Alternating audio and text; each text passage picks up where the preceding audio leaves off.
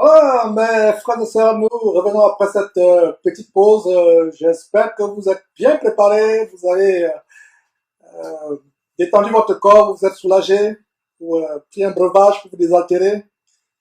Et attachez vos ceintures pour l'entrée en matière de cette grande émission, les différences entre les chrétiens de la Nouvelle Alliance et les croyants de l'Ancien Testament. Sur la liste que nous avons énumérée en début d'émission, nous commençons par le premier point, à savoir que les chrétiens de la Nouvelle Alliance ont les yeux fixés sur le royaume de Dieu, un royaume qui n'est pas terrestre, qui est céleste, alors que les chrétiens dans l'Ancien Testament avaient les yeux fixés ou aspiraient au royaume de la terre. Et tout le thème de l'Ancien Testament, à partir des conquêtes d'Abraham et de son cousin Lot, et même bien avant, tout était axé sur la terre. C'est là le premier point. Ils aspirent aux choses de la terre. Nous, chrétiens, n'aspirons pas à la terre. Et il y a cet évangile diabolique, l'évangile de la prospérité, ou du Kingdom Now, où ces faux pasteurs enseignent les doctrines des démons. En fait, c'est l'évangile du nouvel âge qui montre aux chrétiens comment le chrétien doit être axé sur la poursuite d'un gouvernement terrestre. Avant Jésus-Christ, ils ont commencé à régner. C'est pour cela qu'ils peuvent se faire escorter par des limousines comme des présidents. Ils peuvent avoir des gardes-corps, des voitures de limousines avec plaques d'immatriculation personnalisées avec leur nom. Ils peuvent se faire porter les sacs, vivre comme des rois. Ils ne s'en cachent même pas. Ils ont des noms tels que roi de Dieu, général de Dieu, colonel de Dieu, archibishop, quadribishop, quintribishop. Tous ces titres abominables, le culte de la personne, la titrologie ou la titromanie. Ils vivent comme des rois parce qu'ils continuent à vivre dans l'Ancien Testament. Mon frère, ma soeur, si tu continues à te préoccuper du royaume terrestre, du Kingdom Now, le royaume maintenant, tu es un chrétien enfermé dans l'Ancien Testament. Un chrétien véritable, c'est-à-dire qu'un croyant de la Nouvelle Alliance après Christ, a les yeux focalisés sur les choses célestes. On va voir cela en profondeur comme nous voyons la deuxième partie, à savoir les promesses et les bénédictions. Ça, c'est le deuxième point de caractère. Les promesses et les bénédictions dans l'Ancien Testament étaient liées aux choses terrestres. De même que les gens de l'Ancien Testament poursuivaient un royaume ou des royaumes terrestres, les bénédictions dans l'Ancien Testament étaient liées aux choses purement matérielles, aux choses terrestres. Dans le Nouveau Testament, mes frères et sœurs, ce sont les choses spirituelles ou célestes. Les bénédictions sont spirituelles, les bénédictions sont célestes. Et d'ailleurs, si on voit dans Deutéronome au chapitre 28, n'y allons pas, ou si vous ne connaissez pas de quoi Deutéronome chapitre 28 parle, allez le lire plus tard. Deutéronome chapitre 28 est divisé en deux parties. Les 14 premiers versets parlent des bénédictions de Dieu si tu fais ceci ou cela. Les bénédictions sont en termes matériels. Et les 14 versets parlent des malédictions. Donc si tu fais ceci ou cela, qui ne plaît pas à Dieu, voilà les malédictions que tu auras, qui sont énumérées. Allez lire. Si tu fais ceci, tu auras cela. Si tu obéis à Dieu, ton bétail, ton taureau sera plus gras, ta volaille sera plus grasse, tes vaches ne vont pas avorter, tu auras tellement de bénédictions. Voilà ce qui caractérise les croyants de l'Ancien Testament. Et c'est dommage, mes frères et sœurs, que les chrétiens embobinés par cet évangile diabolique de la prospérité continuent à vivre en attendant les choses terrestres de Dieu. Est-ce que Dieu peut vous bénir avec un bon boulot, avec une bonne position, une maison, une voiture? C'est possible. Mais cela n'est pas l'essentiel. J'appellerais cela les bonus de la marche en Christ. Et Dieu donne cela à qui il veut, selon qu'il est souverain. Aujourd'hui, il y a des prières qu'on impose, qu'on enseigne aux gens.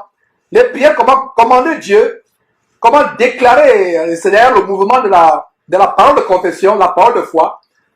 Parle à ton portefeuille pour qu'il soit rempli d'argent. Parle à ton frigidaire pour qu'il soit rempli d'aliments, de mets délicieux. Parle à ton compte bancaire pour qu'il soit rempli d'argent. Parle à ton téléphone pour qu'il soit rempli d'unité. C'est des choses abominables, mes frères. Donc, nous voyons comment en Deutéronome, Dieu promettait les bénédictions terrestres en signe de récompense pour les gens qui lui obéissaient, qui obéissaient à ses commandements. Donc vous allez lire les 14 premiers versets, parle des bénédictions qui sont énumérées. Si tu fais ceci, je vais faire cela pour toi, je vais te bénir, Tout c'est la bénédiction, la santé. Et les 14 versets qui suivent parlent de comment Dieu vous maudit, vous faites ceci qu'il ne lui plaît pas, vous faites cela, il vous maudit. Mais que dit Éphésiens chapitre 1, verset 3? Alors on dit ce grand verset. Éphésiens chapitre 3, plutôt chapitre 1, verset 3, nous dit ceci. Béni soit Dieu, ça c'est une différence fondamentale. Béni soit Dieu, le Père de notre Seigneur Jésus-Christ. Entre parenthèses, notez que Jésus-Christ est un Père. Donc si quelqu'un, ces faux pasteurs, ces faux enseignants qui vous enseignent que Jésus-Christ est en même temps son propre Père et son propre Fils, voilà un bon verset pour leur fermer la bouche. Béni soit Dieu, le Père de notre Seigneur Jésus-Christ. Donc Jésus-Christ est un Père. Dieu est son Père. Donc béni soit Dieu, le Père de notre Seigneur Jésus-Christ, qui nous a bénis de toutes sortes de bénédictions spirituelles dans les lieux célestes en Christ. Il nous a bénis de quoi? D'un gratte-ciel? Non. D'un avion? Non. Des multiples terrains? Non. Des voitures de luxe? Des montres de luxe? D'un placard plein de postales de écrits? Non. Béni soit Dieu, le Père de notre Seigneur Jésus-Christ, qui nous a tant passé, nous a bénis de toutes sortes de bénédictions, comment? Matérielles? Non. Mais spirituelles, dans quoi? Sur la terre, dans les lieux célestes en Christ. Voilà un grand thème. Aujourd'hui, dans cet enseignement, la comparaison entre le croyant de l'Ancien Testament et le chrétien du Nouveau Testament. Si vous ne lisez pas votre Bible attentivement, vous méritez d'être trompé par les faux pasteurs. 2 Thessaloniciens chapitre 2 verset 11 dit que les faux pasteurs sont la punition de Dieu pour ceux qui n'aiment pas la vérité. Ils vont à Dieu pour soigner leur vie, pour être riches. Allez chez les marabouts pour être riches. Allez chez Satan pour être riche. Mais si vous voulez aller à Dieu, veillez à Dieu pour être riche par rapport aux choses spirituelles. Voilà les bénédictions. Votre voiture n'est pas une bénédiction. Votre travail n'est pas une bénédiction de Dieu. Il y a des gens qui disent, je suis béni. Et nous-mêmes chrétiens, même dans notre église ici à Houston, j'entends certaines personnes dire, ah, Dieu m'a béni. Dieu m'a béni avec ceci. C'est pas ça la bénédiction. Ça, c'est les bonus de la marche chrétienne. Ça commence par B, bonus et bénédiction, mais il y a une différence. La bénédiction est spirituelle. Tu as eu un boulot, un nouveau boulot, peut-être mieux payé. Tu rends grâce à Dieu. La bénédiction n'est pas en termes de bon boulot. Beaucoup de personnes qui ont les meilleurs boulots dans la Silicon Valley, la région de la haute technologie de la Terre en Californie, beaucoup parmi eux sont des homosexuels qui se trouvent en enfer, qui ont des bons boulots. Vous pouvez être PDG, directeur administratif et financier, grand avocat d'affaires internationales, grand médecin, neurologue international. Ce n'est pas une bénédiction pour vous, si vous ne connaissez pas Dieu. Donc, cessons-nous chrétiens de dire que Dieu m'a béni, je suis béni. Aujourd'hui, la bénédiction, c'est en termes de choses matérielles. Non. Éphésiens chapitre 1, verset 3, parle de la bénédiction, comment? Matérielle? Non. Financière? Non. La bénédiction spirituelle dans les lieux célestes. Dans les lieux célestes. Dans l'Ancien Testament, l'accumulation de l'or, de l'argent, des terres, des puits d'eau, l'accumulation du bétail et même des femmes est un signe de pouvoir, est un signe d'abondance. Le nombre de servantes, le nombre de serviteurs était le signe qu'un homme de Dieu était influent. Sa richesse, ses troupeaux, ça c'était l'ancienne alliance. Dans la nouvelle alliance, c'est les bénédictions spirituelles en lieu céleste. Ce n'est pas l'évangile de la pauvreté que je prêche, c'est l'évangile de Jésus-Christ. Est-ce qu'un chrétien doit forcément être pauvre pour être un vrai chrétien? Pas du tout. Est-ce qu'un chrétien peut avoir un boulot décent qui lui permet de nourrir sa famille, de s'occuper de ses enfants, d'envoyer les enfants dans de bonnes écoles? C'est pas mauvais. Mais nous ne devons pas poursuivre les bénédictions de la terre. Ce que vous appelez bénédictions, en fait, ce ne sont pas les bénédictions, c'est des choses de la terre. Nous devons poursuivre les bénédictions spirituelles célestes. Voilà la différence entre l'Ancien Testament et le Nouveau Testament. Dans l'Ancien Testament, il fallait cumuler le nombre de terres de bétail. Regardez Jacob, quand il est parti de chez son beau-père Laban, il est devenu plus riche, plus important que Laban. Il était plus influent que son frère Ésaü. C'était les choses de la terre. Mais regardez la comparaison avec Matthieu chapitre 10, verset 10. Lisons Matthieu chapitre 10, verset 10. Vous allez comprendre les choses, mes frères et sœurs. Voilà la différence entre l'Ancien Testament et le Nouveau Testament. Le Nouveau Testament nous dit ceci, Matthieu chapitre 6, verset 19. Matthieu chapitre 6. Ne vous amassez pas de trésors sur la terre ou la rouille détruisent. Ne vous amassez pas de trésors sur la terre ou la rouille détruisent, où les voleurs percent des robes. Dans l'Ancien Testament, dans Deutéronome chapitre 28, allez lire cela par vous-même. Allez lire Deutéronome chapitre 28 et vous allez voir les richesses que Dieu énumère en termes de bénédictions matérielles. Et comparez avec ce verset. Avec qui voulez-vous aller? Avec qui voulez-vous marcher? Vous voulez marcher avec Moïse, qui a reçu ses promesses pour les croyants de l'Ancien Testament, qui obéissent à Dieu, qui devait avoir toutes ces grandes choses, ces grandes richesses, ou allez-vous marcher avec Jésus-Christ? Êtes-vous disciple de Moïse ou disciple de Jésus-Christ? Moïse a reçu de Dieu dans l'ancienne alliance. N'oubliez pas ce qu'on a lu. N'oubliez pas ce qu'on a lu en Hébreux chapitre 8, verset 7, que l'ancienne alliance était avec des défauts. N'oubliez jamais, elle était imparfaite. Nous avons une meilleure alliance. Comment, chrétien, tu peux donc continuer à t'enfermer dans l'ancienne alliance? Ces faux pasteurs, rendant compte, ils vous ferment la porte du royaume de Dieu en vous enfermant dans l'ancienne alliance. C'est pas mauvais pour un chrétien d'avoir un boulot décent, d'avoir à manger, d'avoir une maison décente. Mais poursuivre la richesse, vous enrichir, il vous enseigne à avoir la crise cardiaque. Vous passez le temps à penser écran. Vous enseigne à aller suivre ces abominations d'Ivan Kassanou, de Tsengue, qui vous disent passez 24 heures sur 24 heures à penser à vos gratte-ciel, à vos richesses. En fait, c'est les lois du secret, ce film diabolique du nouvel âge qui a défrayé la chronique il y a quelques années. C'est un livre qui vous enseigne comment transformer votre cerveau en un aimant géant qui attire, qui capte, qui attire tout ce que vous voulez dans la vie. Des lois mentales, des lois lucifériennes diaboliques, des doctrines de démons. Comparez ce verset qui est sur votre écran. Ne vous amassez pas les trésors sur la terre, où la terre ou la rue détruisent, mais amassez-vous les trésors où? Dans le ciel. Voilà de quoi parle Paul dans Éphésiens chapitre 1, verset 3, qui nous a béni de toutes sortes de bénédictions spirituelles dans le lieu céleste. Voilà de quoi parle Paul.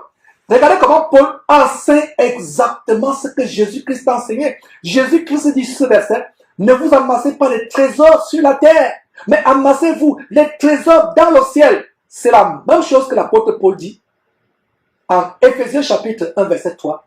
Dieu nous a bénis de quoi? De toutes sortes de bénédictions spirituelles dans les lieux célestes. Alors dans Colossiens chapitre 3, verset 1, voyons une série de versets qui montrent comment nous ne devons pas nous soucier des choses matérielles. Montrez-moi un seul chrétien qui a prié pour être riche. Montrez-moi un seul chrétien dans la Bible qui a organisé, un seul apôtre qui a organisé un séminaire de percée financière, qui a organisé un séminaire de multiplication du tantrum financier dans sa vie. Montrez-moi un chrétien qui a fait des séminaires de quantifinance. Voilà comment les démons, Mammon, le dieu de l'argent, des affaires concernant l'argent et les richesses, Mammon, cette divinité satanique, les amène à blasphémer contre la parole de Dieu. La Bible parle de la sanctification sans laquelle personne ne verra le Seigneur. Ils viennent avec ingéniosité, de véritables ingénieurs spirituels. Ils viennent avec de nouveaux concepts de sanctifinance, la sanctification dans les finances. Incroyable, mes frères et sœurs. Pourquoi? Parce qu'ils vous ont enfermé dans l'Ancien Testament. Ils ne vous ont pas enseigné que l'Ancien Testament était l'ombre des choses à venir, comme on va voir dans quelques instants. Que le nouveau standard, c'est comme une nouvelle loi, même dans la compréhension des hommes. Quand une loi, il y a un amendement à la Constitution, ça veut dire que nous ne sommes plus avec l'ancien temps. Il y a une nouvelle loi. Une loi qui dit aujourd'hui que sur ces ruelles, peut-être dans votre quartier, on ne doit pas dépasser 20 km à l'heure. Et il y a une nouvelle loi qui dit, à partir de cet instant, vous pouvez rouler sur ces rues à 50 km à l'heure. Ou à 60 km à l'heure, parce qu'il y a eu des mesures de sécurité sur ces routes. L'ancienne loi disait que vous pouvez rouler vous ne pouvez pas dépasser 20 km à l'heure. La nouvelle loi, avec les mesures de sécurité qui ont été prévues par les topographes, les géomètres, etc., les constructeurs de la route, la nouvelle loi dit que vous pouvez rouler à partir de 60 km à l'heure. Vous allez au travail tous les matins, vous êtes toujours à 20 km par heure la vitesse. Vous roulez 20 km. Les gens vont klaxonner derrière vous. Les gens vont dire, mais roulez, klaxonnez, et vous allez arriver en retard. Parce que la nouvelle loi dit que vous ne pouvez pas continuer à rouler à 20 km à l'heure. Vous roulez, on va klaxonner. C'est le klaxon que nous sommes en train de faire aujourd'hui. Frères et sœurs, allez vers le ciel. Ne soyez pas retardés dans l'Ancien Testament. Allez vers le ciel. Klaxon. C'est pour ça que la trompette Jésus-Christ est bon, klaxon. Pip. Allez au ciel. Quittez l'Ancien Testament, sortez de l'Ancien Testament. Cessez de regarder aux choses de la terre. Regardez aux choses du ciel. Nous avons les bénédictions spirituelles qui nous attendent dans les lieux célestes, où Christ est assis à la droite de Dieu, dans les lieux célestes. Qu'une seule personne me dise que ce que j'enseigne n'est pas l'évangile de Jésus-Christ, et je mange ma Bible. Allez suivre leur télévision abominable et leurs enseignements abominables qui pullulent sur Internet. C'est nous maintenant qui sommes Satan, parce que nous enseignons la parole de Dieu. Ce n'est pas surprenant. Ils ont appelé Jésus-Christ Belzébuth, disant que c'est pas Belzébuth qui chasse les démons. Le serviteur n'est pas plus d'un kilomètre. S'ils ont dit cela du maître Jésus, à combien plus forte raison du minable que je suis. Voilà. Nous klaxonnons derrière vous. Ne roulez plus à 20 km par heure. C'était l'ancienne loi. C'était la loi qui vous attachait aux choses de la terre, qui vous ralentissait. Maintenant, la nouvelle loi que nous enseignons, c'est pour que vous speedez, vitesse vers le ciel. Jésus revient bientôt. C'est la dernière heure. C'est la dernière seconde. Ce n'est même pas la dernière heure. Quand le passé disait que c'est la dernière heure, à partir d'aujourd'hui, le nouveau mot c'est la dernière seconde sur terre. Le Seigneur l'apporte. Le Seigneur l'apporte. Mes frères et sœurs, il y a quelques jours cette semaine, j'ai eu mon épouse au téléphone, elle m'appelait depuis le travail, presque en larmes, elle a suivi une vidéo qui lui a fendu le cœur. D'une femme qui s'écriait, qui pleurait, qui dit, oh Seigneur, je me rends compte à quel point nous ne sommes pas prêts, église d'aujourd'hui. Elle se lamentait, elle a fait une vidéo un matin à cause d'une expérience qu'elle a eue. Elle se lamentait. Et mon épouse m'a communiqué cette émotion. Son émotion. Et j'ai dit effectivement, faisons attention. Ne vivons pas comme si nous étions éternels sur cette terre. Nous vous klaxonnons. L'ancienne loi de l'ancienne alliance vous ralentit et vous attache aux choses de la terre. La nouvelle loi vous amène à courir vers la carrière qui est ouverte, qui nous conduit au royaume de Dieu, pour nous préparer à l'enlèvement, quand les anges seront envoyés par Dieu pour rassembler les élus des quatre coins de la terre. Il va rassembler.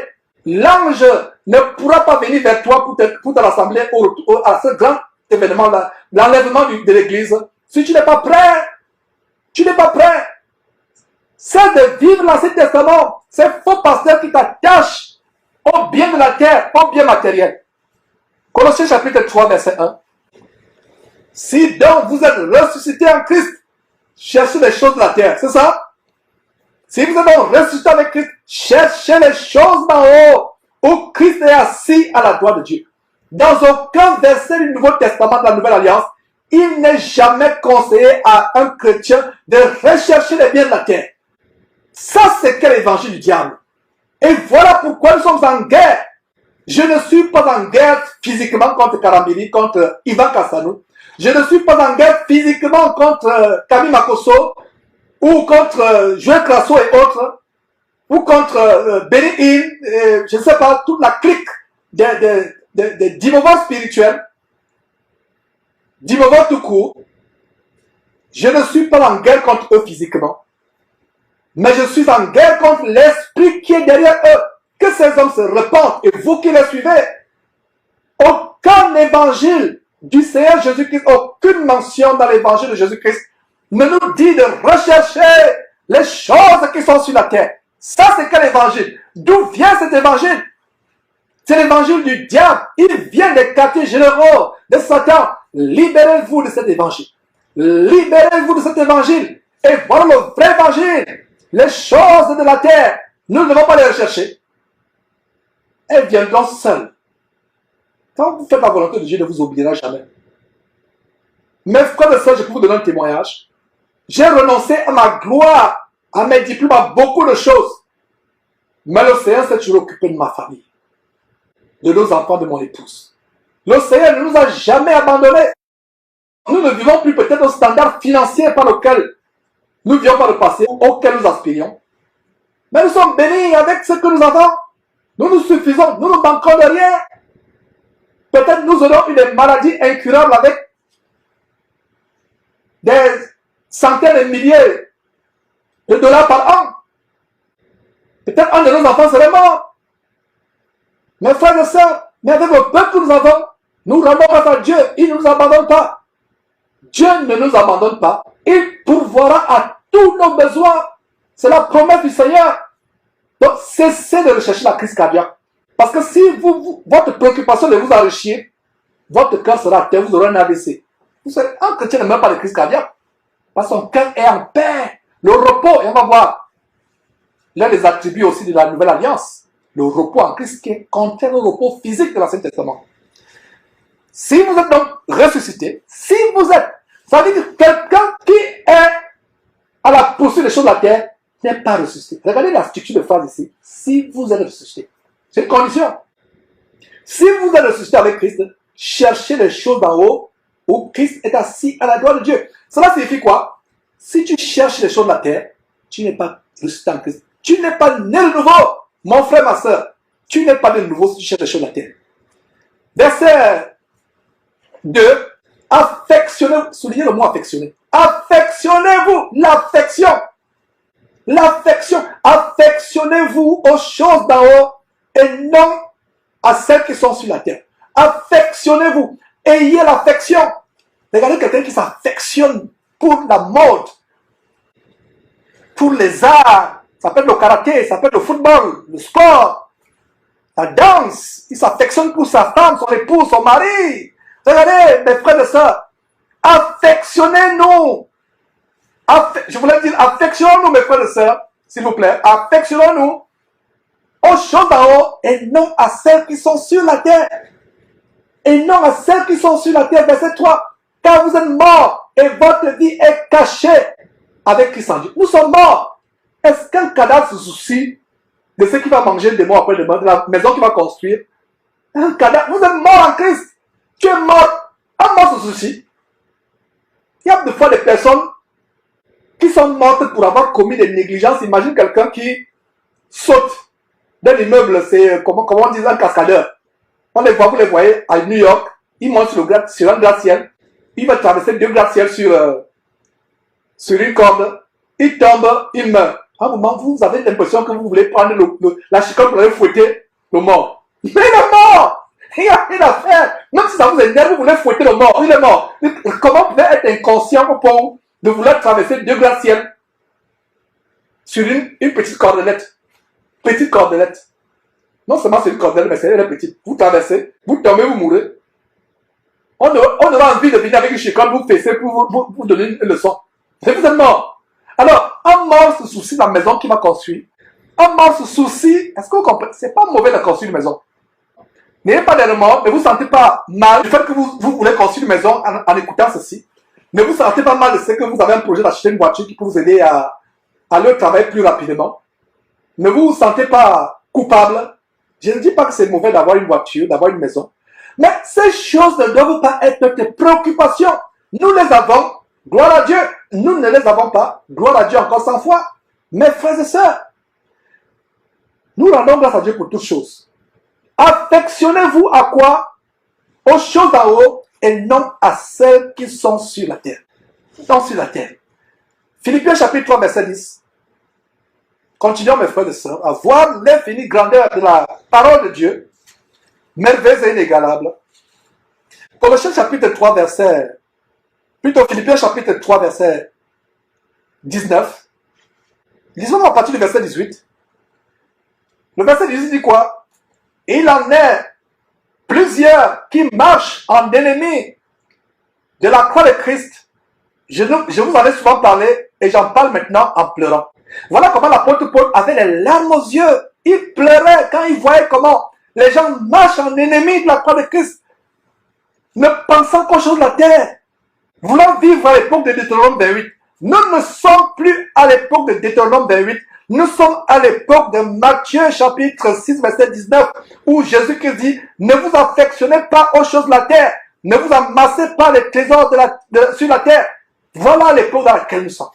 Voulez-vous vivre 2000, 3000 ans, 4000 ans en arrière? Vivez à l'époque de Jésus-Christ. Voilà la différence entre l'ancienne alliance et la nouvelle alliance. Philippiens chapitre 3 verset 19. Paul dit qu'il pleure toujours. Il en parle en pleurant. C'est le cas avec nous aujourd'hui. Vous avez vu mes larmes derrière cette trompette, en voyant comment des faux pasteurs enseignent des choses terribles. Vous avez vu mes larmes et je continue à couler ces larmes, même si vous ne pouvez pas les voir physiquement. Verset 19. Voilà comment sera la fin de ces gens-là, qui vivent dans l'Ancien Testament, qui vivent dans l'époque de Deutéronome 28a. C'est qu'est-ce qu'on appelle Deutéronome 28a? Deutéronome 28, les 14 versets de bénédiction terrestre. Ce n'est pas le cas du chrétien. Philippiens chapitre 3 verset 19, leur fin sera quoi? La perdition. La perdition signifie que l'enfer. La perdition, c'est la destination finale. La destination finale, ici, c'est l'enfer, la perdition suprême. Leur fin sera la perdition. Pourquoi? Ils ont pour Dieu leur ventre. Ils mettent leur gloire dans ce qui fait leur honte. Ils mettent leur gloire dans quoi? Dans ce qui fait leur honte. Ils ne pensent qu'aux choses de quoi? Aux choses de la terre. Aux choses de la terre. Voilà la différence entre les chrétiens de la Nouvelle Alliance et les gens de l'Ancien Testament. Dans la Nouvelle Alliance, nous ne pensons pas aux choses de la terre. Et si un chrétien ou un faux pasteur vous enseigne à penser aux choses de la terre, il vous attache dans l'Ancienne Alliance. Il rendra compte à Dieu. Il ne sera pas là au jour du jugement en disant: c'est moi Karambiri, c'est moi Ivan Kassanou, c'est moi Jean Austin, c'est moi Benny Hill qui a enseigné cela. Il aura peur pour sa vie. Il va trembler pour sa vie. Vous voulez même le regarder de toute la tête. Il te montre, il ne me regarde pas. J'attends mon tour de te juger. Il va fuir. Mais pendant qu'il est encore sur terre, il t'escroque jusqu'à ton sous-vêtement, jusqu'au dernier radis, jusqu'à l'argent de la popote de tes enfants. Il t'escroque en t'enseignant les doctrines de démons. Mes frères et sœurs, voilà la parole de Dieu. Philippiens chapitre 3 verset 20. Voilà la parole de Dieu que nous vous enseignons. La parole de Dieu, rien que la parole de Dieu. Philippiens chapitre 3 verset 20 nous montre ceci. Mais notre cité à nous est dans les cieux, où nous attendons aussi, comme sauveur, le Seigneur Jésus-Christ. Nos chrétiens ont le regard spirituellement fixé, 24 sur 24 vers le ciel, d'où nous attendons. Et les pasteurs aujourd'hui, si Jésus-Christ revenait, ils seraient malheureux, parce qu'ils n'auront plus leur cortège, ils n'auront plus leur fanfare qui les accueille, ils n'auront plus leur limousine présidentielle, ils n'auront plus des personnes pour leur porter les Bibles, les sacs, pour leur ouvrir les portières, pour leur appuyer le bouton d'ascenseur, comme s'ils étaient devenus handicapés, comme s'ils étaient devenus manchots. Ils n'auront plus les personnes pour porter leur parapluie, pour les adorer, pour leur chanter des cantiques. Ils n'auront plus ces personnes-là.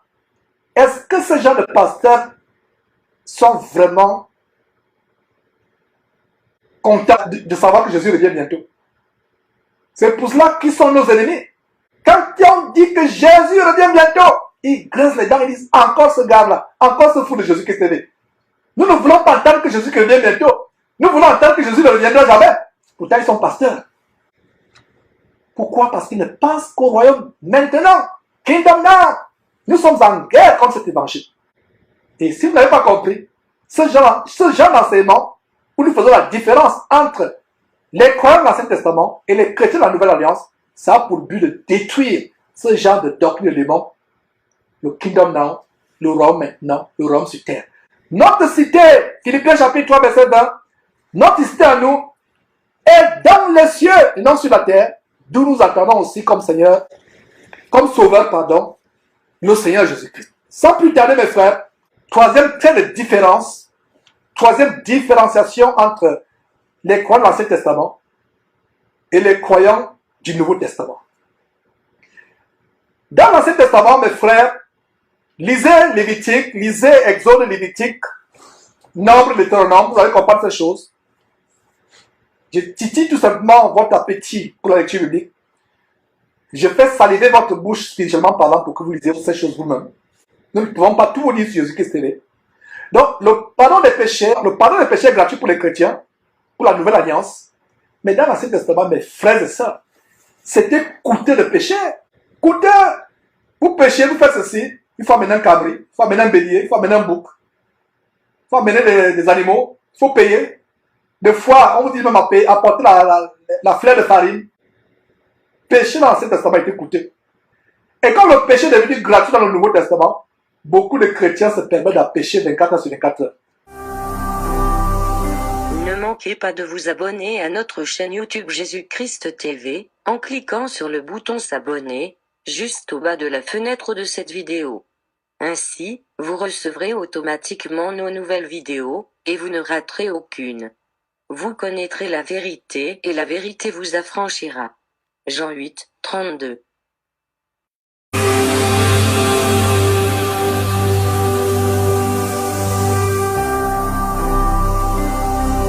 Jésus-Christ TV, vous connaîtrez la vérité et la vérité vous affranchira.